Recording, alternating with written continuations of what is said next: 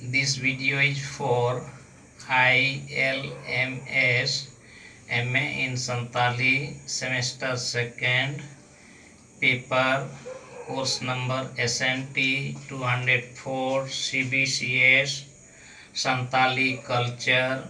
Bakhen unit prepared by Dr. Ratan Hendam. Teheny do erok bunga baha saute ko bungaya ado ona erok bunga okto ukalka ko bakhera onain lay abona. Johar Gosai Marang Guru ne endo erok nyutum te bale sim bale khodele imam kan chalam kan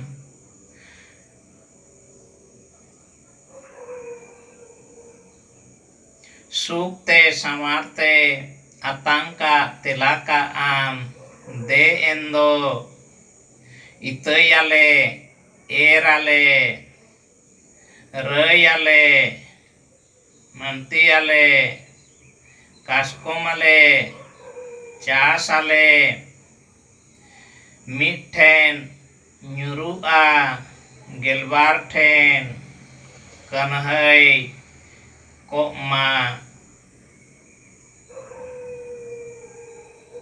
manhai kokma huti ko cahaya ko irit ko ibit ko urma ko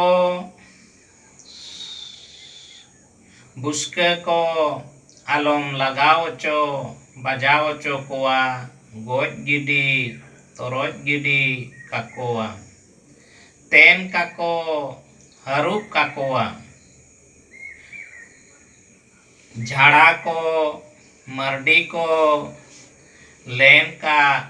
तेन का आम सिया का लातोक का आम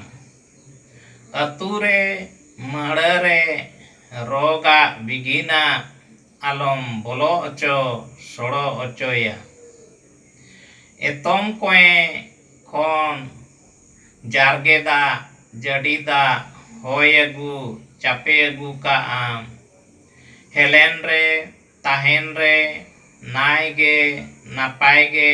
सार का सगुन का आम जीवी रे जती रे दुपुलर सुपुलर चहल का बहल का आम गोसाई रोगा बिगिना को आलम लगाओ चो बजाओ चोया खान उन्दो सनामा समानम सिकुअर समानम मराड़ते एटा आड़े एटा सीमा तेम गो गिडी में रंडी एरा हेमेर एरा ओड़ेक सकाम लटुम सकाम बचाया को बांधा को आलो तबेम सारा सगुना तकोआ मिद दिन तारा दिन जोजोम बोंगा जोजोम बुरु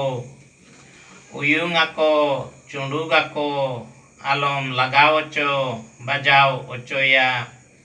बेस लेकाते बड़े मिहू इंगा मेरोम इंगा दाड़ाना को संगारा को सिंह बीर मान बीर गुत्रुट सेता तोल का कोआम गोसाई छांदा का कोआम गोसाई जोहार नोडे के एरो बोंगा रेना बाखेड़ दो चाबायना।